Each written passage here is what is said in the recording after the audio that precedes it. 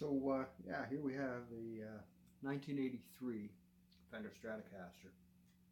Uh, Towards the end of the CBS era, when Fender was bought out by other entities, they started making some changes. A gentleman by the name of Dan Smith came aboard, and he made some changes from the CBS, not the least of which was a smaller headstock. Again, they went back to the small headstock, got rid of the big one. The fingerboard on this is a 12-inch radius instead of 7 1/4 and 9 1/2 that most other Strats are. It's another trial at change.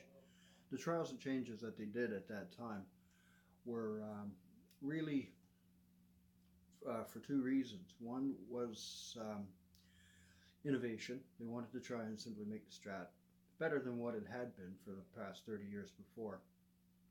Also, too, was cost-saving measures. They're looking at ways to make them cheaper. And in order to make them cheaper, there's a couple things that they did. There's bound to be other stuff, too, that I'm not aware of. But one of them was they got rid of this. This is a retrofit. Somebody before me has put this back in before it wasn't there. So they got rid of the cup for the jack. We had a master volume, master tone, and the jack went in here. It just went straight in. Ugliest looking Strats ever, in my humble opinion, but that's what they did. So at some point, somebody has agreed with me and had the cup routed out and put the jack in there. It was a pro job, really nicely done, and then put a tone pot back there where it belongs. So that was a cost-saving measure that they did. Another cost-saving measure too, and innovation at the same time, was this bridge. This is called a free flight tremolo system. It came out in the early 80s, 82, 83, 84-ish. It was in around there. And why this is a cost-saving measure is because there are no springs in the back of this, or string ferrules for a hardtail, nothing, just smooth. Because the springs are underneath the pickups, underneath the scratch plate. And they did that so that they didn't have to flip the guitar over and do more routes on the back. Everything could be done in one operation. Saved a lot of time and a lot of money. So that's why they went to this. Innovation-wise, they were trying to move ahead beyond the old school 6-screw type bridge.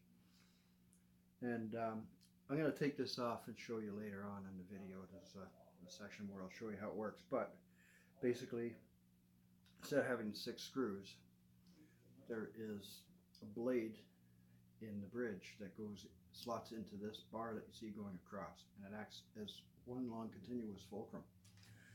And they say it works better. Does it not? I don't know. I've got it set so that it works just fine. So that was one of the innovation things, as well as a 12-inch board. I think that was trying to innovate as well. Remember, we're talking back late 70s, early 80s, when the Super Strats were all about, and people liked the fast fingerboards with the flatter radius. So they were kind of thinking about that while trying to keep their vintage classic Strat look at the same time. So yeah, so that was that. Oh yeah, and it has still has the tilt neck as well. There's a little screw in there so you can tilt the neck back and forth to help it to set up, which is nice. And also too, here's the tuners. It's got the tuners that are very common today, with the 2 pins that hold it in place instead of a screw. I think they're made by Shaler back then, but I'm not entirely sure. But this is 83, and that's what they were doing. So this would have been state of the art at the time. So 1983 Stratocaster, love them or hate them. Not everybody. Some people will say these are the worst Strats they ever made. You know, maybe in somebody's opinion. Mine just plays great. The flat fingerboard takes a little getting used to because it's not really my thing. I've got other Fenders with the more rounded fingerboard, but once you get used to it, it's fine. It's great. But again, it's a personal taste, whether you like the flat board or the more curved board. Bridge again, love it or hate it. A lot of people hate it, think it's the worst thing they ever did. It works fine. It's a little tricky to set up, but once you get it there, it works great. And come on, pop out trim arm. No screws. You don't have to screw the thing in and out every time. You don't have that little spring in there that always gets lost. Pop in and pop out, which you know, there's definitely an improvement there. Just shove it back in, and there you go. And by the way, if you're looking for one of these, if you happen to find one at a pretty good price and you're thinking about buying it, make sure you got that, because these cost about $200 and change if you can find one on the used market. This one alone is worth a couple $100. So bear in mind that this is a large part of the cost of the guitar if you're buying one of these. There are aftermarket ones out there that you can find, cost you about $50, but it's not quite the same. So just food for thought there. So anyway, that's about all I have to say. 83 Stratocaster. Any questions, let me know. Thanks for watching. Alrighty, here's the bridge.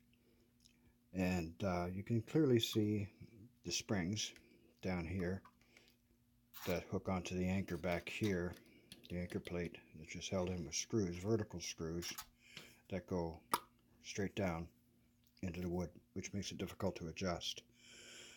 The bridge itself is held in place by this bar. This is a metal bar. It's held in by 2 machine screws that are threaded into anchors that go into the wood. And the bridge itself is here, and it has a blade that runs the width of the bridge. And that blade slots into a slot that's on the anchor bar here. So you have an entire blade pivot, fulcrum right there that the bridge will pivot on.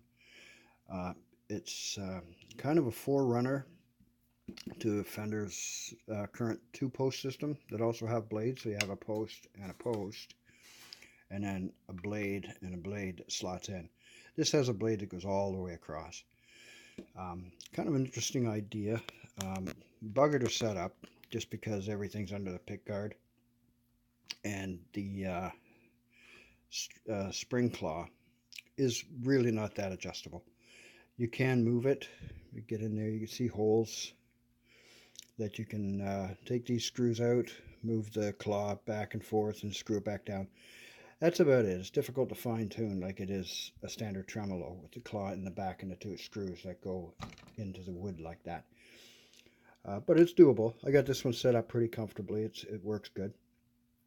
Underneath the bridge, there's a metal contraption of some sort. Difficult to explain. You have to see it.